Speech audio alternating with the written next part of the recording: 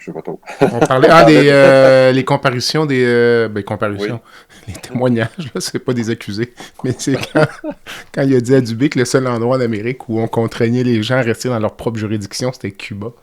Écoute, c'était fantastique.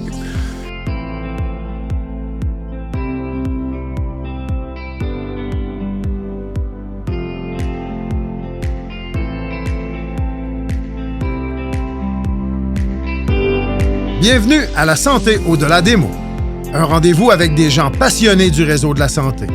Jean-Pierre Gagné, lui-même médecin, vous fera partager sa passion pour le domaine et vous fera découvrir une foule d'invités et d'acteurs clés du réseau. Voici votre animateur, le docteur Jean-Pierre Gagné. Bonne écoute.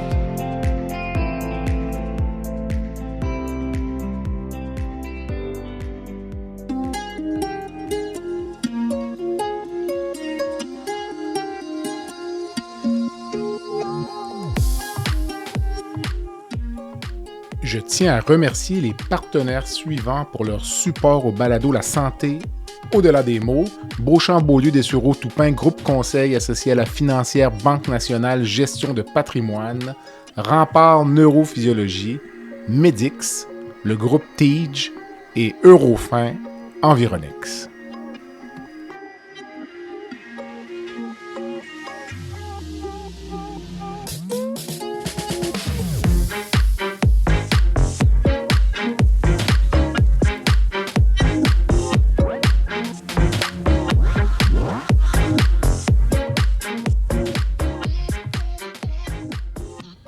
La pratique de la médecine privée au Québec est au cœur d'un débat majeur avec l'arrivée du projet de loi 83 qui vise à en restreindre l'exercice.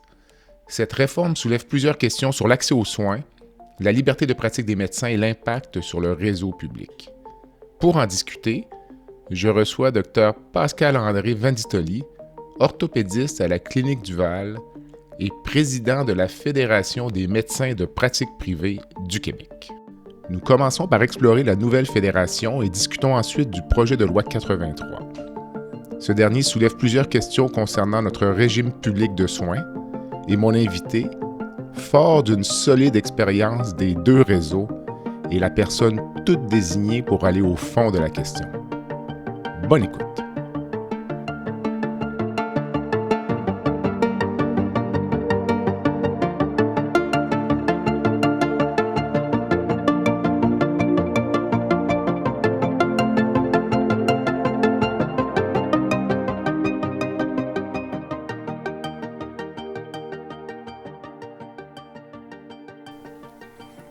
Pascal-André, bon matin. Bon matin, Jean-Pierre. Ça va bien? Très bien, toi aussi. Oui, je te remercie. Alors, merci d'avoir accepté l'invitation. Troisième visite, donc, au balado La Santé au-delà des mots. Tu vas te mériter une médaille ou tu vas être sur le tableau d'honneur. On change de sujet complètement ce matin. Donc, pour ceux qui suivent l'actualité, le projet de loi 83 a été déposé par le ministre Dubé il y a quelques semaines. Projet qui vise à contraindre les nouveaux médecins à œuvrer au Québec et dans le réseau public pendant une période de 5 ans. Alors, il y a eu une levée de bouclier de la part des médecins. Ça aurait pu être plus verbal, peut-être, tu sauras me le dire. Et ça a donné naissance à un organisme ou une fédération qui s'appelle la Fédération des médecins en pratique privée du Québec, donc la FMPPQ. C'est bien ça? Exactement. En fait, comme tu sais, médecine les médecins en pratique privée au Québec, c'est quelque chose qui était assez marginal depuis l'arrêt Chaouli dans les années 2005. Au fil des ans, ben, le besoin de la population grandissant ou en parallèle l'inefficacité du système public a fait qu'il y a eu une certaine croissance de la demande des soins en médecine privée. À ce jour, à peu près 800 médecins sont en pratique privée au Québec. Ça reste quand même marginal. On parle de 2 à 3% du corps professionnel qui va effectuer une pratique en dehors de la RAMQ. Et là, il arrive ce projet de loi 83 où on on mentionne un peu que les médecins qui seraient en pratique privée pourraient affecter les services donnés au public. On voudrait restreindre cet accès-là de peur que cet engouement marginal pour la pratique privée vraiment nuise à l'accès aux soins. Donc, c'est un élément très surprenant pour les médecins qui pratiquent en privé. C'est un peu là l'origine de la création de la fédération. On va débattre un premier mythe d'abord. Est-ce que les médecins vont en pratique privée pour l'argent? C'est un mythe qui est assez répandu et dont le corps politique essaie de faire du chemin dessus. Je vous dirais qu'on en a parlé antérieurement. La plupart des médecins qui vont en privé, c'est un peu par dépit. Une pratique qui est insatisfaisante dans le système public. Les gens sentent qu'ils ne peuvent pas donner les soins qu'ils aimeraient donner aux patients. Mon exemple à moi est assez évident. J'ai fait 20 ans dans le système public à essayer de l'améliorer, à essayer de mettre le maximum d'énergie pour donner des soins à la population. Mais comme tu sais, en orthopédie, c'est des soins qui n'ont pas été priorisés par les gouvernements depuis plus de 20 ans. Et je devais annoncer à mes patients à tous les jours que je ne pouvais pas leur offrir le soin qu'ils nécessitaient dans un délai raisonnable. C'est-à-dire que je leur disais, bien, vous devez endurer votre invalidité, votre douleur pendant 1 an, 2 ans ou plus, parce que je n'ai pas accès au plateau technique, à une équipe pour effectuer votre soin. Donc, j'ai à ce moment-là décidé, moi, que je voulais faire autre chose de ma pratique professionnelle. Je voulais enfin me réaliser comme chirurgien et j'ai décidé de faire le saut au privé il y a 4 ans à temps plein. Donc, c'est un exemple de raisons qui, je pense, sont les raisons principales des médecins, tant omnipraticiens que chirurgiens ou autres spécialités, pour faire le saut en pratique privée. Pour que les gens comprennent bien, tu sauras me le confirmer, là, il y a des chirurgiens au Québec, chirurgiens orthopédistes notamment, qui ont fait 5 ans de médecine, 5 ans de résidence, parfois un fellowship de 1 ou 2 ans supplémentaires, et qui opèrent 2 fois par mois. Est-ce que je me trompe ou ce sont des exemples concrets, là, réels? Ben, je traduirais ça, oui, c'est tout à fait réel. C'est que les gens en chirurgie, principalement, travaillent, moi je dirais, à temps partiel. C'est-à-dire qu'à chaque fois que je faisais les sauts de puce privé-public, j'envoyais une lettre au gouvernement en lui disant, ben, je vais travailler au privé parce que vous m'offrez seulement 140 jours de travail par année. Et donc, je remplis mon temps vide avec d'autres activités et je veux soigner des gens. Ça, c'est la réalité de beaucoup de médecins dans le système public. Ils aimeraient ça offrir des soins au jour le jour, offrir une qualité de soins aussi qui soit à la hauteur de ce que les patients demandent.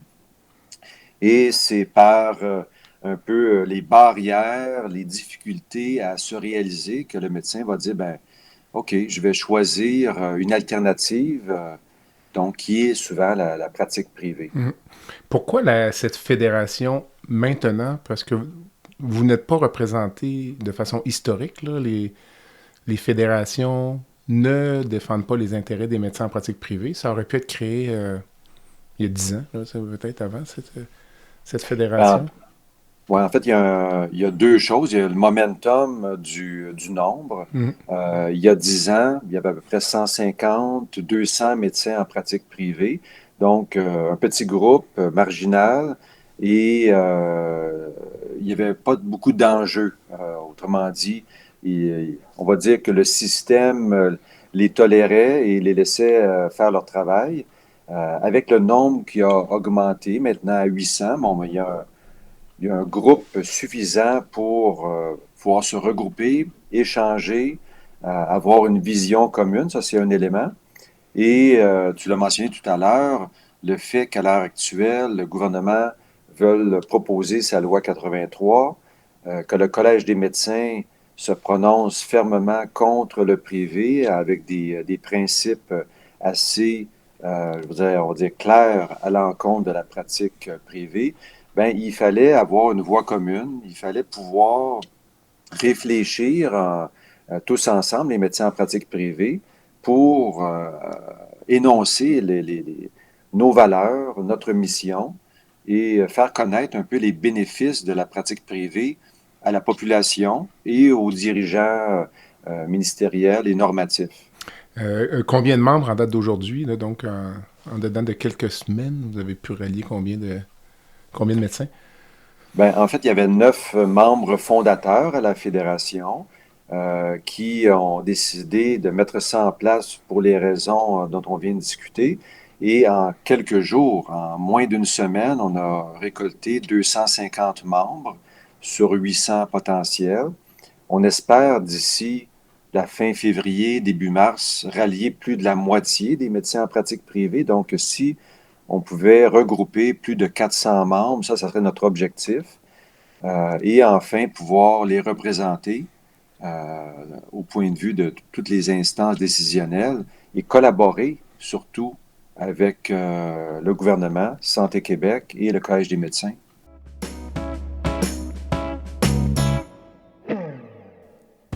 Rempart Neurophysiologie est fier de poursuivre pour une deuxième année son support au balado La santé au-delà des mots.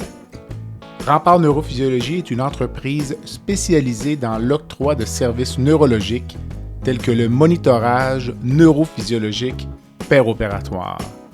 Plusieurs chirurgies comportent des risques de complications neurologiques graves, mais avec Rempart, ces complications sont réduites à moins de 1%. Rempart est votre ange gardien en salle d'opération. Pour les besoins particuliers de votre hôpital, votre clinique ou votre centre de soins, contactez Rempart Neurophysiologie à info@rempartneuro.ca. C'est à info@rempartneuro.ca.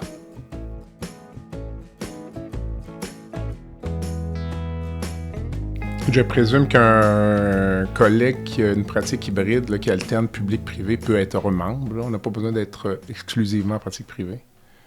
Non, on est ouvert à tous. Hein. En fait, on veut prendre les bonnes idées de tous et chacun. Ça peut être même des gens qui travaillent en administration de la médecine privée, des gens qui sont supporters parce qu'ils ont été patients. On veut connaître vraiment les solutions que les gens ont proposées. Parce qu'à l'objectif, hein, c'est d'améliorer l'accès de la population aux soins de santé au Québec et d'améliorer la qualité des soins. Fait que ça, c'est vraiment notre rôle principal. Puis, on pense que c'est dans une mixité avec la santé publique qu'on va réussir à améliorer l'offre de soins globale pour la population. Votre énoncé de mission, je peux peut-être le présenter rapidement là, pour que les gens l'entendent. Donc, représenter les intérêts des membres, donner une voix crédible au privé en santé, s'imposer comme le représentant des médecins hors RAMQ, mettre en lumière les avantages d'un système de santé mixte. Et le dernier point, c'est faire un contrepoids aux pressions qu'exercent différents groupes pour éliminer le privé en santé. Quels sont-ils, ces différents groupes? Là? J'ai une petite idée de la réponse, mais je veux l'entendre de ta bouche. Bien, il y a beaucoup d'idéologie dans la santé. Hein. C'est quelque chose qui est discuté dans la société québécoise, canadienne, depuis longtemps. On a transformé un réseau privé à l'époque et on a instauré la Régie de l'assurance maladie du Québec dans les années 70. Et c'est un réseau en transformation. Hein. Il y avait une vision qui était d'offrir des soins universels, accessibles à tous. Je pense que c'est une belle vision. Il y a des gens qui ont pris cette vision-là et qui y tiennent et veulent investir beaucoup d'énergie pour la protéger. On pense, il y a des regroupements pour les soins de santé publique qui existent, avec une centaine, 200 membres qui sont dans ces groupes-là. Il y a le gouvernement qui a le mandat de protéger le système public. Hein, ça, c'est un mandat important. On veut que la société ait accès à des soins. Et, par exemple, le Collège des médecins, récemment, qui a fait une sortie un petit peu inattendue à cet égard-là. Il n'y avait jamais eu de sortie publique contre le privé. Leur mission à eux, c'est de défendre la sécurité des soins de la santé au Québec, et non pas si c'est fait au privé ou au public. Donc, c'est ces principaux groupes-là en ce moment qui se prononcent un peu contre la pratique privée. Et il y a des leaders un petit peu individuels, des juristes ou des gens dans les syndicats, par exemple, qui vont aller un peu contre la médecine privée au Québec. Donc, c'est ces groupes-là avec lesquels on aimerait ça discuter, collaborer, trouver un point d'entente où le patient serait le centre de notre préoccupation et non pas des agendas cachés, politiques, syndicaux ou autres. OK. Concernant le Collège des médecins, je partage ton étonnement, là, parce que il m'apparaît pas si clair qu'en restreignant l'accès au privé, on protège les intérêts de la population. Il me semble que c'est pas si clair que ça. La ligne n'est pas directe pour moi, dans la mesure où on oblige, dans un réseau public pur, on oblige des gens à rester sur une liste d'attente pendant une période prolongée avec des enjeux majeurs que tu connais, là. Donc, tu parlais des patients. Toi, tu fais du remplacement prosthétique. Donc, je présume que c'est une clientèle âgée, en général, dont l'état de santé se détériore. Ces patients-là deviennent invalides, parfois un peu tableau de narcodépendance ou autre. Mais il y a un autre volet, par exemple, qui sont les blessures sportives chez les jeunes. Si vous avez un jeune, tu sauras me le dire, mais je suis un peu sensible à ça là, pour des raisons familiales, là, mais un jeune de 15-16 ans qui fait un sport collégial de haut niveau, qui se blesse au genou, puis qui a besoin d'une reconstruction d'un ligament croisé antérieur, si tu dis à cet adolescent ou cet enfant-là que ça va prendre 1 an à refaire avant que tu sois opéré pour ton ligament, c'est la fin de sa carrière sportive, avec tous les impacts psychologiques que ça comporte. Je ne sais pas si tu es d'accord avec moi, avec un exemple comme ça. Il n'y a pas de système de santé avec un monopole qui serait parfait. Hein. On regarde nos voisins américains et ont un système qui est déficient, qui n'offre pas les soins à une grande partie de la population. Donc, on ne veut pas copier ça. Ce n'est pas le seul objectif. Le système d'un monopole public a aussi beaucoup de défauts parce qu'il y a des clientèles qui sont laissées pour compte. Hein, les gens, des fois, ne réalisent pas, mais la santé, ça coûte cher. La population est vieillissante. Il y a des soins novateurs qui apparaissent et dont les gens veulent avoir accès. Les blessures sportives, la technologie, les soins du cancer. Et dans une enveloppe budgétaire fermée, la politique doit faire des choix. On dit comment on fait pour soigner le plus de monde et offrir des soins qui soient, on va dire, les meilleurs pour une population, la santé d'une population. Donc, ils ont des choix à faire. Et lorsque les choix se présentent, bien évidemment que soigner les accidentés, soigner les gens qui ont du cancer, soigner des personnes en fin de vie, souvent, ça va être la priorité. Et on va laisser pour compte beaucoup de clientèle, beaucoup de gens qui ont des besoins. Ça peut être des gens qui ont besoin de soutien psychologique. Hein. On voit que le système en ce moment, l'accès à un psychologue, à un psychiatre est difficile. L'accès en chirurgie fonctionnelle, sportif, les patients qui ont besoin de traitement d'arthrose, c'est difficile. Avoir accès à un médecin de famille pour des soins de base, c'est difficile. Donc, on va vers les choses qui sont, on va dire, les plus importantes. Ça fait du sens. Maintenant, ce qui est le problème, c'est que le patient a peu d'alternatives. Si lui a un problème de santé et aimerait avoir des soins, il se dit, j'ai besoin de faire soigner mon ligament croisé antérieur. J'aurais besoin de voir un psychologue. Bien, il faut qu'il y ait une offre alternative qui soit disponible. Donc, évidemment que moi, ce qu'on propose, c'est de ne pas contraindre cette offre-là. On ne veut pas l'éliminer parce que là, on nie le choix au patient à obtenir les soins dont il aimerait avoir accès. Mais ce qui reste comme enjeu, évidemment, si on ne contraint pas cet accès, après ça, c'est la partie qui va payer pour ces soins-là. Et là, c'est l'enjeu le plus important parce que Si on crée une médecine privée où on donne accès à ces soins-là, ben on crée une médecine à deux vitesses. Ça, c'est la principale critique de la médecine privée. Et oui, il faut en être conscient que dans plein de domaines de la santé actuellement au Québec, la dentisterie, hein, les dents, c'est un organe du corps humain. Mhm. L'optométrie, la psychologie, la physiothérapie, euh, la médecine privée, elle existe. Hein. C'est pas tout le monde qui a accès à ces soins-là parce que ça coûte des sous. En fait, elle est dominante même. Le discours qu'on a sur le privé en santé, là, on le centre sur les médecins, je pense, parce que c'est un concept qui est facile à circonscrire. Mais comme tu le dis, l'ensemble des autres soins qui tournent autour de la médecine au Québec, c'est extrêmement privatisé, là. Puis ça, les gens n'en parlent pas. Là. Je veux dire, essayer de, comme tu dis, essayer de voir un psychologue ou un psychothérapeute dans le réseau public, je suis même pas sûr que c'est. Je suis même pas sûr que c'est possible. Tu sais, je sais pas par. Ça va être en privé, là, ça c'est certain. Il n'y a aucun. Fait que l'idéologie, hein, moi je vois ça comme un idéal, là, le système public en monopole. Je pense que c'est une utopie. Hein. C'est quelque chose qu'on voudrait atteindre, mais après presque 50 ans d'existence de la RAMQ, moi, je fais le constat qu'il faut être plus pragmatique, un peu plus réaliste. Il faut essayer de trouver une solution mitoyenne qui bonifie l'accès aux soins. Et ce n'est pas en gardant cette idéologie d'un monopole public qu'on va y arriver. Mm. On va seulement retarder l'accès à un système qui serait plus performant et qui répondrait de meilleure façon aux besoins de la population.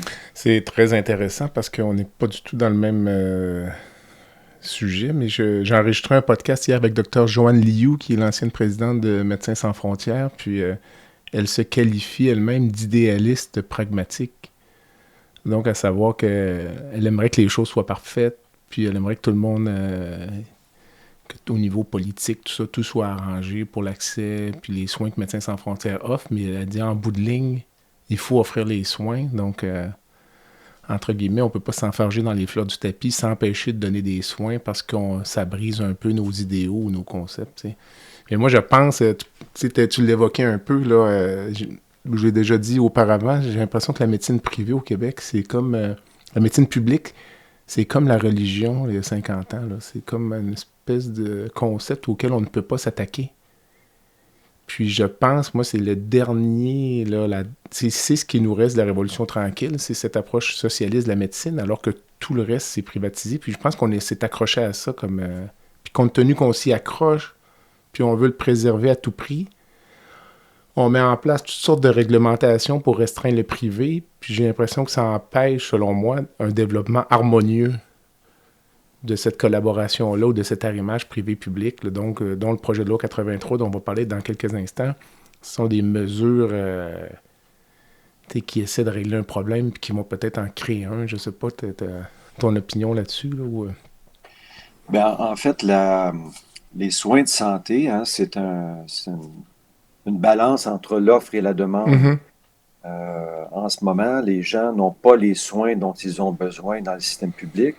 Donc, il y a une offre qui n'est pas répondue et le système public essaie d'y répondre. Le système privé essaie d'y répondre. Autrement dit, s'il n'y avait pas de besoin, le système privé n'existerait pas. Hein, c'est une balance entre les deux. Donc, moi, je suis convaincu que la solution, si on veut éliminer le privé, c'est de bonifier l'offre dans le système public. Mm-hmm. C'est-à-dire qu'un système public qui serait fonctionnel, qui répondrait bien à la demande, bien évidemment, il n'y aurait pas de clients au système privé. Qui payerait 20 000 pour se faire remplacer le genou s'il peut se le faire, il peut avoir sa chirurgie dans le système public dans un délai raisonnable par une équipe compétente? Personne ne va faire ça. Et donc, le médecin au privé n'aurait plus de clients.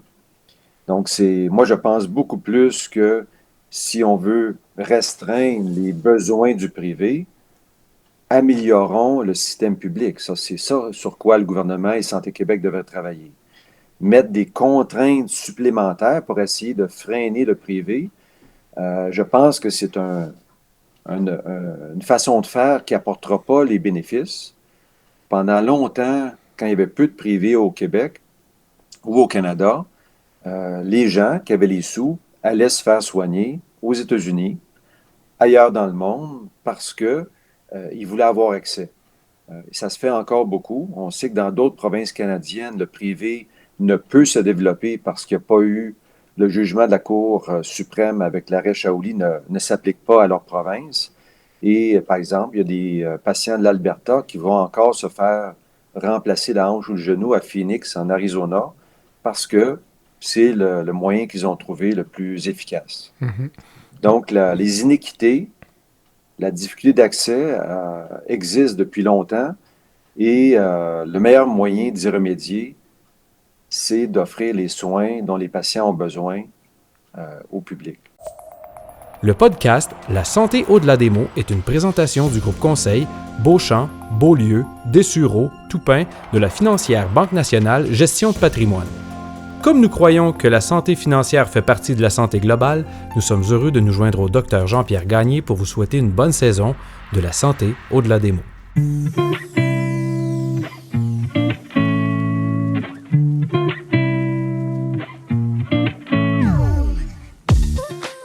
Fer et Velours est une entreprise de Québec spécialisée dans la location de mobilier vintage et création d'ambiance. Nous vous proposons une offre de service à la carte et selon vos besoins. De la simple location à la gestion événementielle complète. Chez Fer et Velours, notre slogan est de faire différent avec élégance. Visitez notre site web au www.fervelours.com. Au plaisir de vous rencontrer.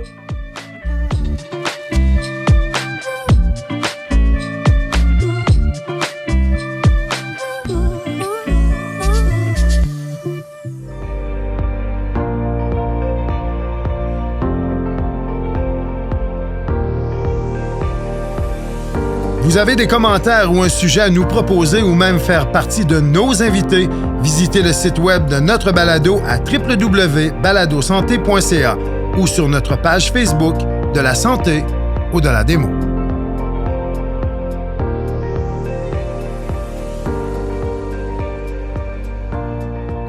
Dis-moi, en tant que président, c'est bien ça de la fédération, as-tu peur comme des représailles? As-tu peur d'être identifié, là, puis finalement, que ce soit le collège ou diverses instances, peut-être de mettre des bâtons dans les roues, nuire à la clinique du Val, ou on peut imaginer 56 façons de nuire à la qualité de vie de Pascal-André Bandistoli parce qu'il s'attaque au statu quo?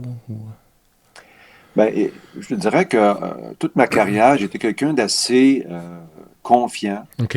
Je fais confiance en la justice, je fais confiance en l'honnêteté des gens. Dans ma carrière, j'ai essayé de bien faire les choses, d'être intègre, de faire le bien, de faire mon métier. Et ben, évidemment, tu l'as mentionné, je serais très malheureux si des gens voulaient nuire à ma personne ou vouloir dénigrer ma pratique. Parce que je pense que je ne mérite pas ça. Je travaille pour l'accès aux soins. Tous les jours, je soigne des gens parce qu'ils en ont besoin. Je pense qu'à la Clinique du Val où je travaille, on a une équipe extraordinaire. On a créé un milieu de soins qui, selon moi, est unique au Canada, où on a mis le patient au centre de l'équation. On essaie de lui offrir les soins dont il a besoin, dont il aimerait recevoir. Donc, on est à l'écoute. Je pense que la médecine privée au Canada, au Québec, devrait ressembler à ça. Il faut, et tout ça pour dire que je ne suis pas contre la réglementation, le contrôle. Ça prend des instances normatives. Il faut que le collège joue son rôle pour assurer la qualité des soins, tant au privé qu'au public. Mais la contrainte dans l'accès, ça, je pense que ce n'est pas une bonne idée. De compartimenter, de mettre en silo les pratiques, ça, c'est nuisible tant pour le patient que pour les professionnels. Mmh. Dis-moi, dans votre mémoire, vous recommandez de retirer les mesures contraignantes à la pratique de la médecine au Québec. Aurais-tu quelques exemples pour nos auditeurs Bien, d'abord, un premier élément qui est problématique, c'est pour les médecins, pour faire une pratique privée et publique, ils doivent être dans un régime ou dans l'autre. On ne peut pas faire les deux pratiques en même temps. Ça, de fait de mettre en silo les deux pratiques, ce que ça fait, c'est que le médecin qui va travailler au privé ne peut plus contribuer aux tâches plus lourdes, plus demandantes du système public. On lui dit, tu choisis ton camp, un ou l'autre. L'omnipraticien qui quitte le réseau public pour aller en privé, il délaisse ses 1500 patients qu'il y a dans sa GMF. Il ne peut plus participer aux AMP. Il ne peut plus contribuer au système public. Ça, c'est directement relié à la loi, au mode de fonctionnement de la régulation de Santé Québec avec la loi 15 actuelle. Si on permettait une mixité de la pratique, moi, comme chirurgien en privé, je pourrais faire de la garde. Je pourrais opérer mes complications opératoires dans le système public et éviter à des collègues au public d'avoir à en prendre charge. Je pense que le fait de contraindre chacune des pratiques dans deux vraiment modes de fonctionnement séparés, ça nuit à l'accès de la population et ça crée des irritants tant pour les médecins au privé que pour les médecins au public. Tu parlais du médecin qui sera en GMF puis qui a 1500 patients. Le docteur Vincent Oliva, qui est président de la Fédération des médecins spécialistes du Québec, a évoqué en commission parlementaire le fait que le projet de loi 83 pourrait avoir des effets négatifs, finalement, hein, ou être délétères plutôt que positifs. Puis l'exemple qui me vient en tête, potentiel, c'est la clinique de médecine familiale privée qui ouvre un poste.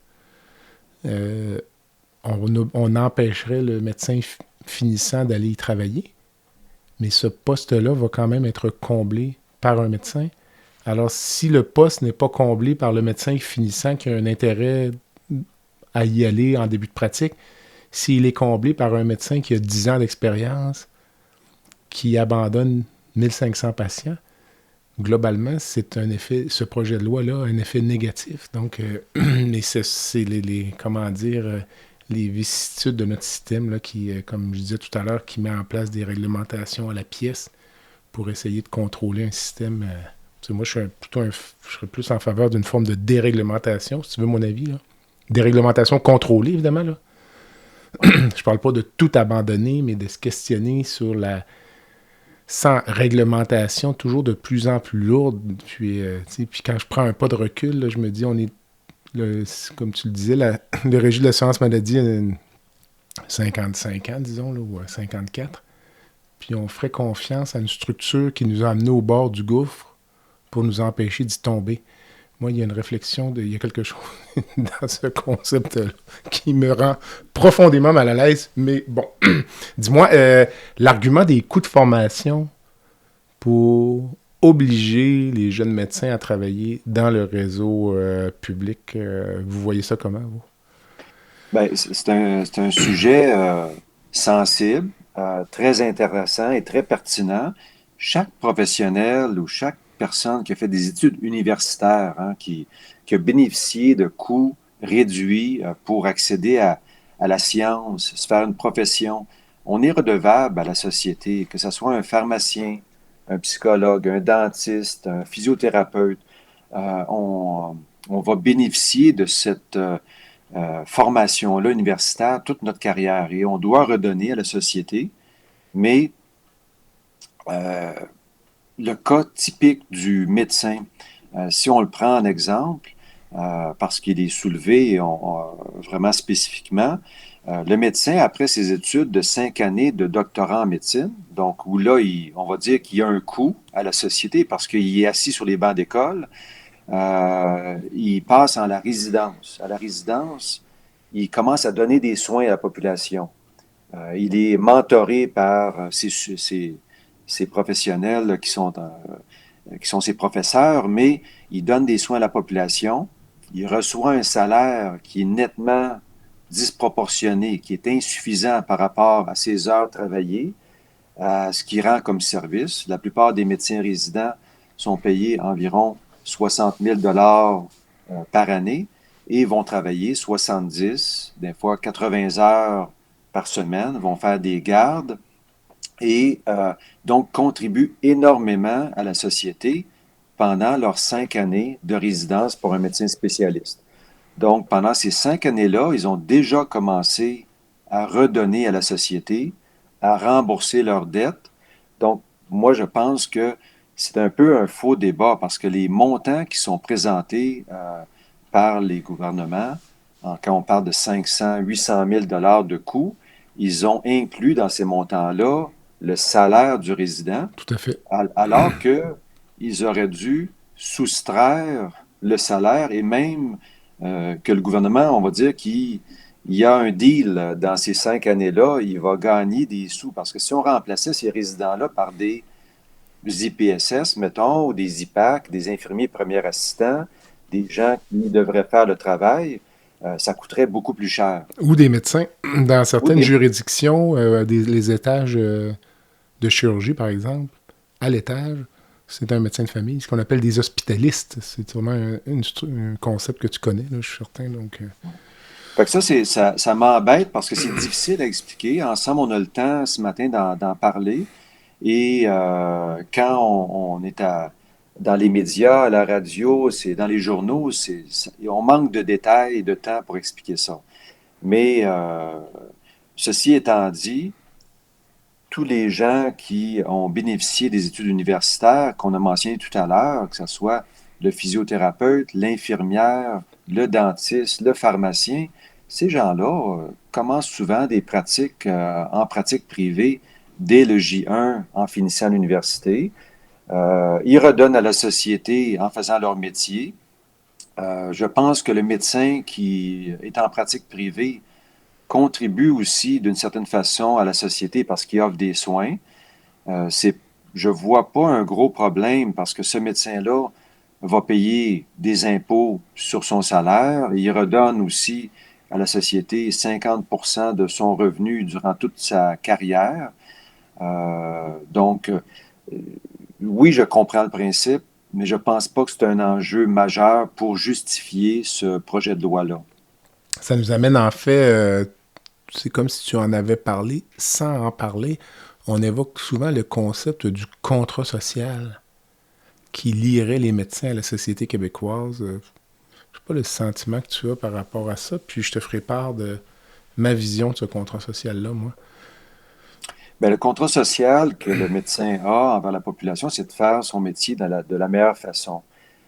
Oui, dans un système où il y a une mixité des soins qui est là, il faudrait trouver une façon que le médecin puisse participer au système public et redonner, mais sans l'empêcher de pratiquer au privé si, globalement, il peut offrir plus de soins. Nous, c'est la vision qu'on a, c'est que il faut permettre aux médecins d'offrir, de se réaliser pleinement.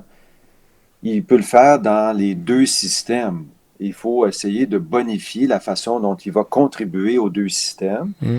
Et actuellement, ce qui est sur la table avec la loi 83, ce qui est proposé par le Collège des médecins, nous, on est certain que ça n'atteindra pas les objectifs souhaités. Il faut trouver une façon plus noble, plus efficace que le médecin puisse contribuer et redonner à la société durant sa carrière. On reste ouvert à ça, mais c'est pas avec les méthodes qui sont proposées là, qu'on va y arriver.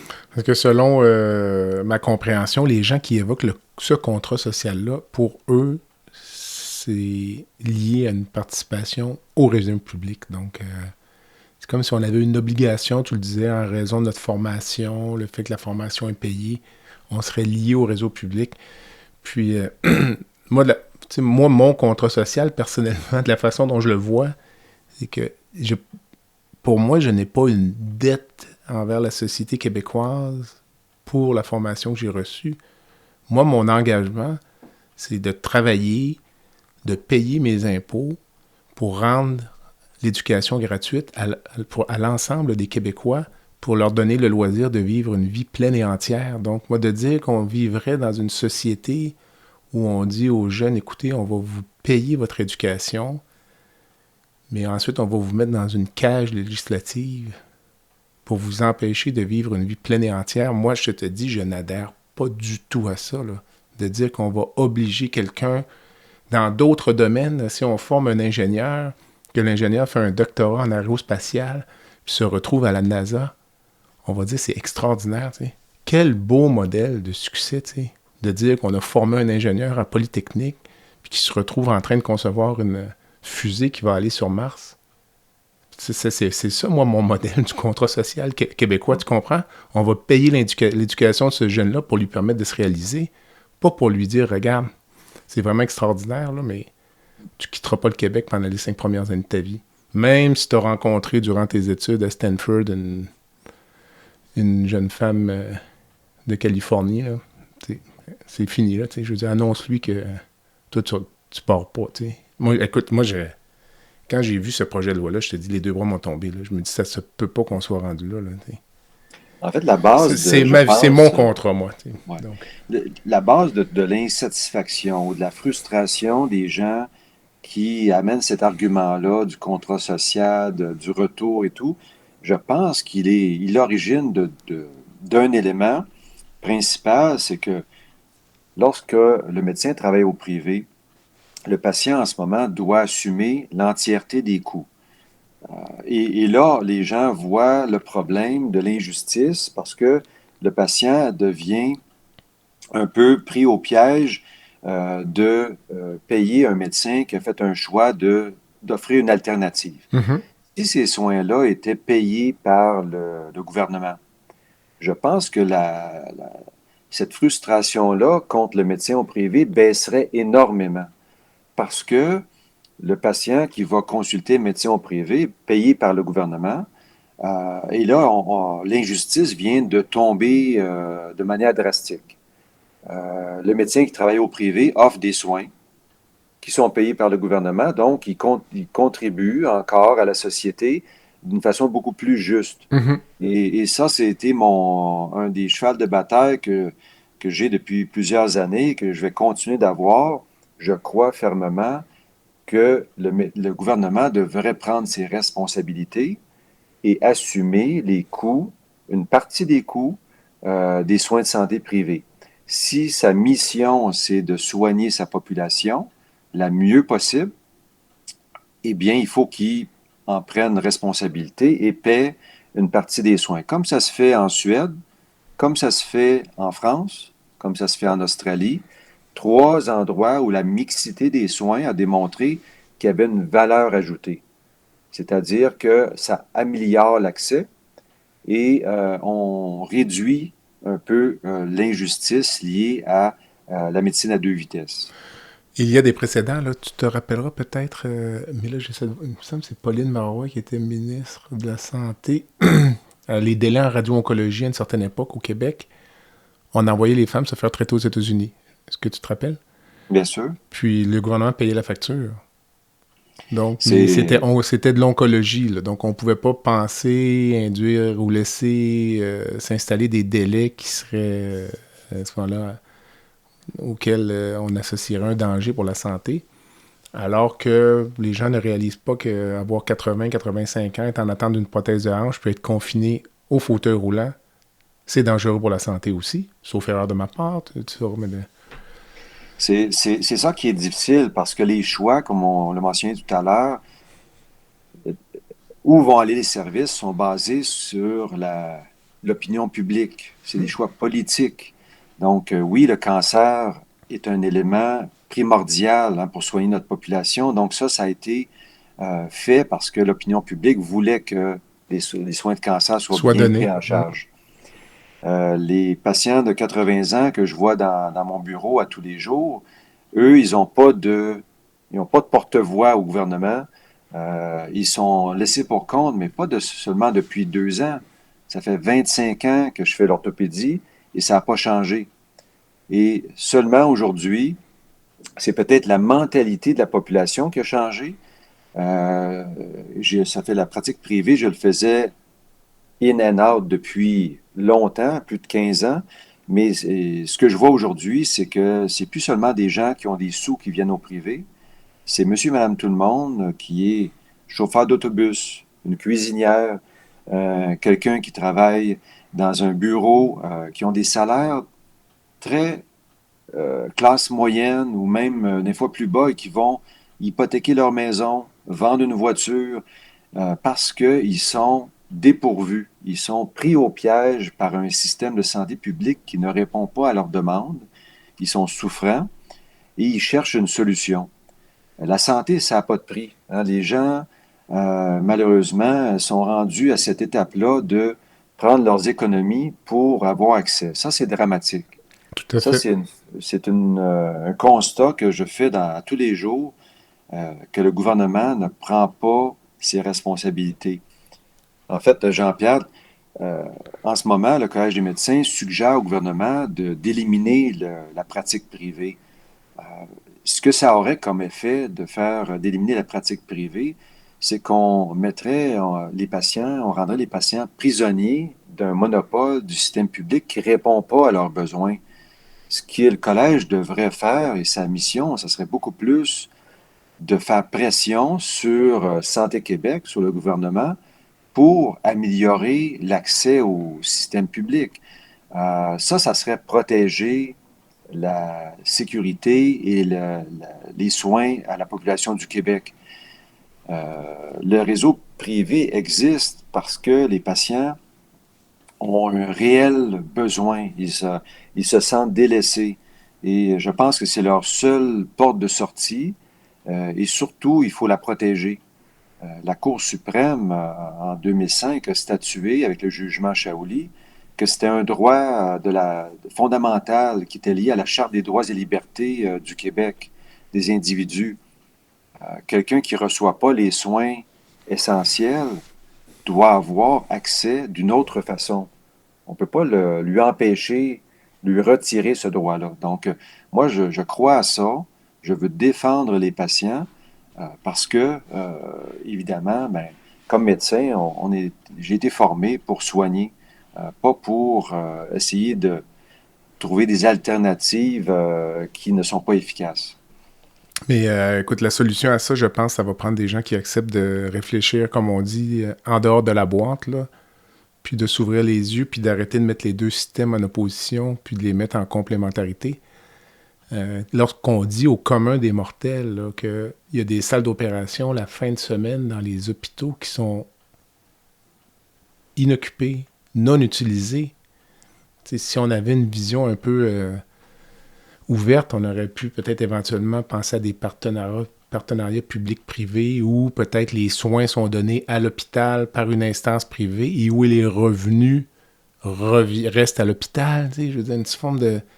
Puis se débarrasser de ce concept de médecine à deux vitesses. Encore une fois, moi, je pense que c'est un restant là, de la vision socialiste du Québec qui date des années 70. On est à deux vitesses partout, là. On est à deux vitesses partout, puis personne ne dit mot, sauf en santé. Mais l'éducation, je veux dire, on est à deux vitesses. L'accès à tous les soins de santé, autres qu'aux médecins, on est à deux vitesses. Le logement, tout est à deux vitesses dans notre société. Fait qu'on peut tenter d'aider, contraindre, mais de s'opposer là, de façon systématique pour ces raisons-là. Moi, je pense qu'on se peinture dans le coin, pour dire en bon québécois.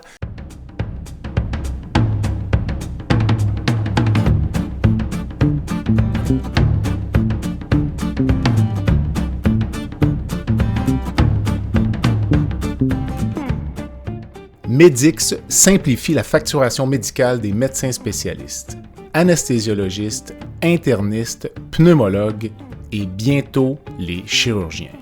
Grâce à une application mobile conviviale et une expertise personnalisée, Medix fait une différence réelle dans la vie des médecins. Sauvez du temps, réduisez les erreurs et optimisez vos revenus avec Medix. Medix est fier de desservir plus de 60% des anesthésiologistes du Québec. Pour toute question, n'hésitez pas à visiter notre site web à www.medix.com www.medyx.com ou téléphonez au 514-548-2500.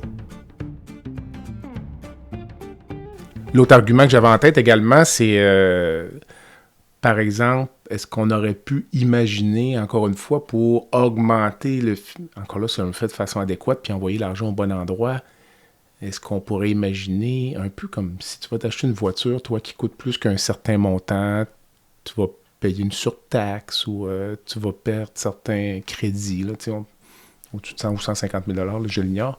Est-ce qu'on pourrait imaginer aussi qu'on arrive à un certain moment dans notre vie, puis là, on veut se faire opérer, mettons, pour une prothèse de hanche, puis là, le gouvernement ou le fisc sait exactement notre valeur, ils connaissent la valeur de notre patrimoine, puis ils disent, écoutez, monsieur Gagné, vous avez un patrimoine qui est au-delà de X millions, là. Et vous, la voie pour votre prothèse de hanche, ça va être la voie X, puis vous allez devoir débourser 10 000 pour la prothèse de hanche, mais l'argent, si c'est bien expliqué, le 10 000 que vous allez donner pour votre prothèse de hanche, là, il reste dans le réseau public. Il va servir à financer des traitements de chimiothérapie. Il va servir à financer des soins à l'enfance. T'sais, si on avait comme une espèce d'idée d'intégrer tout cet argent-là, là, parce que moi, je pense qu'il y a des gens qui seraient heureux de payer à une certaine période de leur vie, puis voir ça un petit peu comme une contribution au réseau. Là, si c'est bien expliqué, là, c'est-à-dire vous contribuez avec votre chirurgie à l'amélioration des soins en santé au Québec. Là. Je sais pas. Mais, Je le vois tous les jours. Hein. Il y a beaucoup de patients qui viennent à la clinique Duval. Il y en a qui sont fortunés et disent, ben moi, je laisse une place pour quelqu'un d'autre. Ça me fait plaisir de payer ma chirurgie. Puis, ils sentent qu'ils contribuent à l'efficacité du système public en se retirant de la liste d'attente.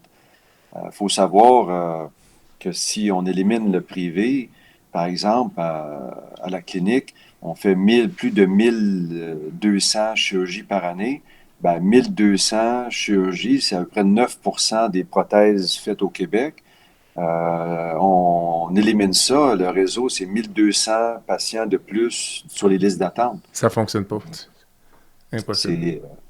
Il faut, un élément qui est important aussi de mentionner, hein, c'est que les gens, des fois, vont au privé, tant les patients que les médecins, parce qu'ils veulent avoir des soins un peu différents.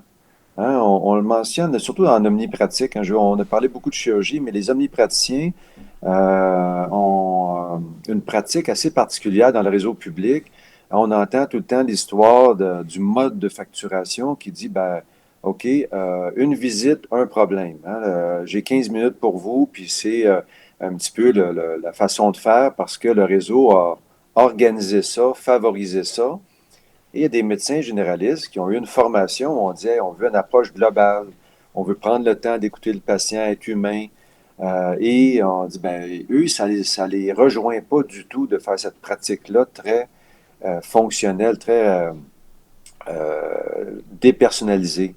Et ils décident d'aller au privé en disant, ben moi, j'aimerais ça prendre 1 heure avec mon patient, régler ces 4 problèmes. Et à ce moment-là, ben, le patient, lui, qui désire avoir ce type de service-là, va choisir d'aller à une clinique d'omnipratique privée parce qu'il dit, moi, ça ne me convient pas ce que on m'offre dans le système public.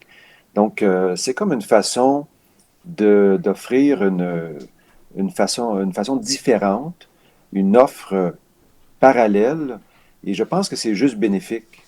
Hein, le privé, dans plusieurs pays, a été comme un moteur de changement pour le public, a permis de l'innovation, a permis d'orienter un petit peu les soins publics parce qu'en montrant ce que la population veut, ce que la population recherche, et c'est ça qui va faire la balance qui va être entre les deux systèmes et qui va faire que les deux systèmes vont être complémentaires. Hein. C'est ça l'objectif. Tout à fait. Alors, quelle est la suite pour la Fédération au cours des prochains mois? Des actions, conférences de presse, ou vous êtes juste en... J'imagine que vous allez tenir une première rencontre ou une assemblée générale? Oui, ben dans les 2 dernières semaines, j'ai donné énormément d'entrevues à divers médias. On veut être présent pour d'abord se faire connaître.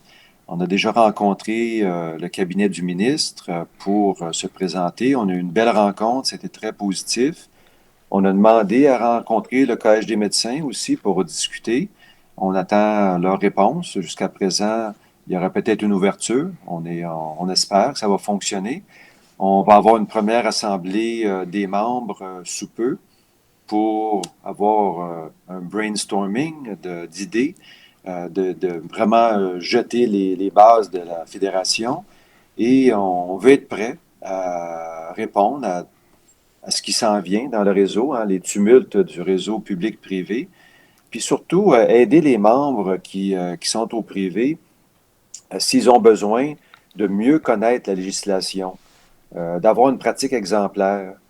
Quelqu'un qui se lance en privé, c'est de l'inconnu souvent, hein. Il y a tellement de règles, normes et lois à connaître qu'il faut pratiquement avoir l'aide d'un juriste. Si on a une fédération qui fait le travail pour eux, je pense que ça va simplifier, ça va harmoniser et on va éviter des fois qu'il pourrait y avoir des dérapages, hein. Et nous, on souhaite là, que la pratique privée soit faite de manière exemplaire au Québec. Écoute, on va continuer à vous suivre, Pascal André. Donc, on va quand même compléter notre balado sur une forme habituelle, donc avec notre petite baguette magique. Donc, on atterrit ça un peu tranquillement. Donc, mais en fait, c'est presque la suite de l'entrevue, là. Si tu pouvais changer une chose dans le réseau par magie aujourd'hui, par cette belle journée enneigée. Je m'attendais à ce que tu me poses une question de la baguette magique sur changer quelque chose sur la planète. J'aurais eu une réponse. T'as le droit si tu veux. Tout est ouvert. Deux baguettes magiques. T'as le droit à 2 baguettes, OK? Ma baguette magique aujourd'hui pour la planète, c'est j'aimerais que le peuple américain fasse une destitution de leur président. Parfait. Ça serait la démocratie qui rend justice à l'évolution de l'humanité et non pas une régression. Donc, je pense que ça nous prend quelque chose de ce genre-là, si je peux être magicien. Maintenant, pour le réseau, ben, je pense qu'il faut valoriser le travail d'équipe à échelle humaine. On centralise tout, on protocolise tout, on complexifie les pratiques, on augmente l'administration, la paperasse. Il faut créer des équipes qui se parlent, qui ont un objectif commun. Moi, je l'ai réalisé, les soins de santé qui fonctionnent, c'est quand il y a une cohésion dans les gens, quand les gens ont confiance en eux. La médecine, c'est vraiment un travail d'équipe. Moi, je réalise à quel point c'est efficace pour donner des soins de qualité. Malheureusement, je le vis seulement après plus de 20 ans de carrière aujourd'hui. Je peux enfin en bénéficier, puis en faire bénéficier les patients. Il faut prendre ça et que le système s'inspire de ça. Mm. Donc ça serait ma baguette magique, là, de faire 5 pas en arrière et de se rasseoir centrer les soins sur le patient. Très bon choix. Et une rencontre de rêve dans le monde? J'espère que tu ne vas pas me répondre Donald Trump parce que... Non, ça serait moins inspirant. Puis je ne suis pas sûr que j'aurais une discussion intéressante. Mais il y a quelqu'un qui m'inspire beaucoup, que j'aimerais rencontrer et qui a fait des choix assez solides dans sa vie. C'est le roi du Bhoutan. Il s'appelle Wangchuk. C'est un roi qui était monarque de son pays.